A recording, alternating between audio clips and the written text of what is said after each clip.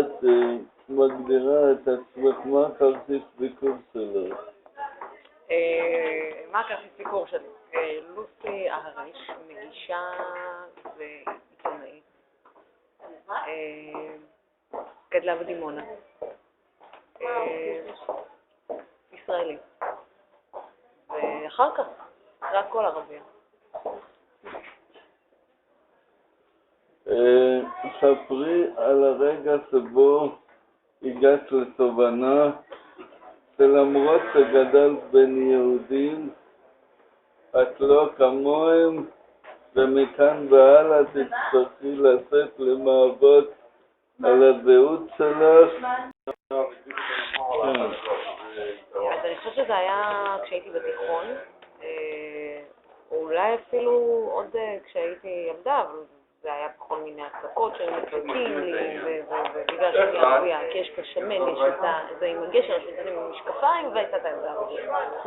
ובתיכון זה היה יותר מאוד מובהק, כי הייתה לי חברה מאוד טובה, שכל הזמן הייתה אומרת לי שכותבים עליי בשירותים כל מיני כתובות. נושא ערבייה, מסכה, תצאי מפה, לא רוצים אותך. ככה כל בוקר הייתי מגיעה לבית ספר ורואה את זה. והיא כל הזמן הייתה מהירה את תשומת לי, הייתה אומרת לי, ביי, בבוקר, ואומרת לי, לוסי, כתבו עליי חולה, לוסי, כתבו עליי חולה. הייתה חברה באמת מאוד מאוד טובה. ויום אחד עברה מחשבה שכנראה אולי זה יכול להיות שזאת. אחרי כל מיני בירורים, גיליתי שזאת בעצם הייתה היא. תפסתי אותה על חבר. וכשהבנתי שזה הגיע מחברה מאוד מאוד מאוד טובה שלי, שזה נבע מהמון סיבות, אבל כשהבנתי שזה הגיע מחברה מאוד מאוד טובה שניצלה את הדבר הזה, את עצם היותי ערבייה, לנקודת חולשה או לנקודת תורפה אצלי, אז הבנתי שאם זה בא מהאנשים הכי קרובים אליך, אז כנראה אל תתפלא אם זה יבוא מאנשים אחר כך. ואז אבא שלי אמר לי, היה איזה יום אחד שבאתי הביתה, ואבא שלי אמרתי לו, אני לא רוצה ללכת לבית הספר, כי זה מאוד קשה לי. ואז אבא שלי, או שאני רוצה לעבור בית ספר, אני גם אמרתי לו. ואז אמר לי, אם את לא מתמודדת עם החיים עכשיו, אז עדיף שלא תעברי בית ספר, ועדיף שלא תתחיל ללמוד בכלל. זה הזמן שלך להתמודד עם החיים. כי עכשיו מה שקורה זה כאין וכאפס לעומת מה שיהיה בעתיד. ובמידה רבה, הוא צדק. הייתי צריכה לצאת בגיל מאוד צעיר ולהתמודד עם החיים ולהבין שזה מה יש, ויש אנשים שמבחינתם זה אישו, וכן. האם היה לך לפעמים איזה כך על ההורים שלך שלא גידלו אותך בתוך החברה הטבעית שלך כערבייה? אז כן, אני חושבת שהיום יש כעס, לא כעס, אלא קודם כל אני מודה להם, לפני הכל אני מודה להם כל יום על הבחירה שלהם, שהם הסניקו לגדל אותי בחברה היהודית, נתנו לי אפשרויות, פתחו בפניי דלתות, שאני חושבת שהורים אחרים, והם מתמודדו עם דברים מאוד מאוד קשים, שהורים אחרים לא מתמודדים איתם. אבל אני לא חושבת שההורים שלי הבינו איזה מחיר יש לזה. כי המחיר הוא היום שאנחנו 3 בנות בבית, 38, 37 ואני 30. שאנחנו רווקות. כן, אותו 30, ואנחנו רווקות. כי החברה הערבית לא מקבלת אותנו ולא מקבלת את הבחירות שלנו ואיך שאנחנו חיות. ובחברה היהודית מצד שני, לא כולם מצליחים לבלוע אותנו. וכן, זה שם אותך בין הפטיש לסדן, וזה גורם לך גם להגיע למצב שאתה צריך להחליט החלטות בחיים שהם מאוד יכול להיות תפגעו בהם בעתיד. אני ראיתי באמת את התוכנית של נבחרת החלומות, והראיתם קטע מהסרט על סופי צדקה. נכון. וגם ראיתי את כל הסרט, ואז באמת צדקי לוי שאל אותך, הסברת שיש גם אצלך בבית בעיה כזאת. נכון. מה, ההורים רוצים רק עם ערבי? רק עם ערבי. כי אני חושבת שהלחצים שמופעלים עליהם מהחברה הם יותר גדולים מהלחצים שמופעלים עליי. ואני מבינה כי הם רוצים בסופו של דבר לרצות את החברה שלהם, כי הם חיו כל החיים בחברה אחרת. והם נפלו בין הכיסאות בזמן שאני יודעת על איזה כיסא אני יושבת. כן. ואצלך גם יש פשוט לפי מה שקראתי עוד בעיה בגלל הגידול שהיה לאחת. כן, אני אצלי השעון הביולוגי מתקתק, זה בסדר גמור, אצלי השעון הביולוגי מתקתק קצת יותר מהיר מכל אישה אחרת, אבל זה לא משהו שאני מודאגת, כי אני אומרת, אם צריך להיות לילדים אז יהיה, ואם לא, אז לא. זה משהו שההוא מלמעלה כנראה מחליט בסופו של דבר. אם את מאמינה, אחרי המאמין. ספרי על רגע שבו הגעת, ספרי על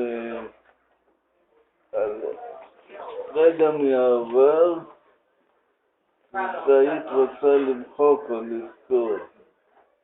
שום דבר. אני לא יכולה לחשוב על שום דבר, כי אני חושבת שכל אירוע שהיה לי בחיים תרם למי שאני היום. גם האירועים הקשים ביותר וגם האירועים המשמחים ביותר. לא הייתי משנה כלום, ולא הייתי מוחקת כלום.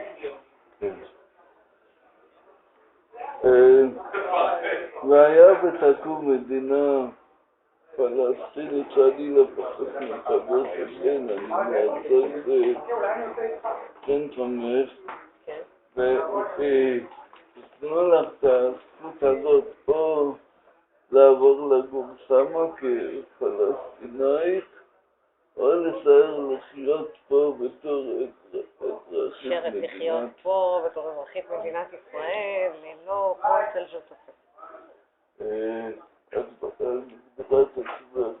יש הרבה ערבים שמגדירים את עצמם בתור פלסטינאים. אני ערבייה ישראלית. אבל את בכל זאת יכולה להבין אותם? אני יכולה להבין אותם, בטח שאני יכולה להבין אותם. אני מבינה, תראה, אני מאוד מזדהה עם הכאב הפלסטיני, והפלסטיני הוא גם חלק מהעם שלי, אבל לי יש דרכון ישראלי, יש לי תעודת זהות ישראלית, יש לי חברים ישראלים. אני חיה במדינת ישראל. וכן, אני ערבייה ישראלית. אני יכולה להבין את אלה שכן מגדירים את עצמם בתור פלסטינים, אתה יודע, הגדרה וזהות זה עניין של, בסופו של דבר היום זה עניין מאוד סובייקטיבי. זה עניין שמה אתה בוחר לעצמך ואיך אתה רואה את עצמך ומגדיר את עצמך, כי היום הפכנו להיות אנשים מאוד סובייקטיביים. כל אחד מאיתנו מגדיר את עצמו איך שהוא רוצה להגדיר את עצמו. אז אני מכבדת את האנשים האלה ואני מקבלת את דעתם, אבל אני, בראייה שלי, איך שאני רואה את עצמי, ישראלית לכל דבר. האם את רואה בעצמך ומייצגת את הציבור הערבי? בשום פנים ואופן. אני לא נכנסתי לתחום הזה ולא באתי ולא התחלתי ואני לא עובדת כל יום כדי לייצג מגזר כזה או אחר. המגזר, אמרתי את זה פעם אחת, שהמגזר בסופו של דבר לא בא איתי למכולת ולא הולך איתי לבנק ולא נותן לי את הצ'ק בסוף החודש. ובכלל גם המגזר לא עבר איתי את הרגעים הקשים שלי בחיים, והמגזר לא עזר לי ברגעים הקשים. אם מה שאני עושה פותח דלתות או שנותן זווית ראייה אחרת על המגזר, נקרא לזה, המגזר במרכאות, אז מה טוב. אז אני שמחה, אבל להגיד שזו המטרה שלי להציג ערבי אחר שהוא מודרני יותר, ליברלי יותר, מוכן לחיות עם החברה הישראלית. ממש לא. זה טבעי, זה החיים שלי. אני חייתי, עשיתי קבלת שבת בגן, והייתי מתחפשת בפורים, ועושה סדר עם השכנים. באמת לא היה לך משבר זהות? אני לא חושבת שהיה לי אי פעם משבר זהות. כי אני ידעתי טוב מאוד כל הזמן מי אני. אפילו בתור ילדה, להגיד לך שלילדים הרי זה לא ברור מה זה העניין הזה של ערבי. אתה אומר לילד היום ערבי יהודי, בסדר, אז הוא ערבי, בסדר, אז הוא יהודי. אני זוכרת שאמרתי לאמא שלי, אמא שלי כל הזמן אומרת לנו, אתם ערביות, אתם נכון, גרות בדימונה, ואתם הולכות לגן יהודי ולבית יהודי, אבל אתם ערביות. ולא הבנתי מה היא רוצה, מה זה ערביות. ואני זוכרת שיום אחד בא אלינו דוד שלי, שקראו לו מוחמד, ואני זוכרת שהסתכלתי עליו ואמרתי לה, אמא, גם דוד מוחמד ערבי? הייתי בת 6, אני חושבת. כי לא הבנתי.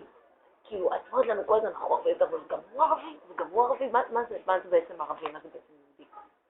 כולנו בסופו של דבר, כמה שזה קלישאה היום כבר להגיד את זה, אבל באמת כולנו בני אדם. וכולנו שואפים להגיע ולהגשים חלומות ולעשות דברים ולהתפתח ולהצליח ולאהוב.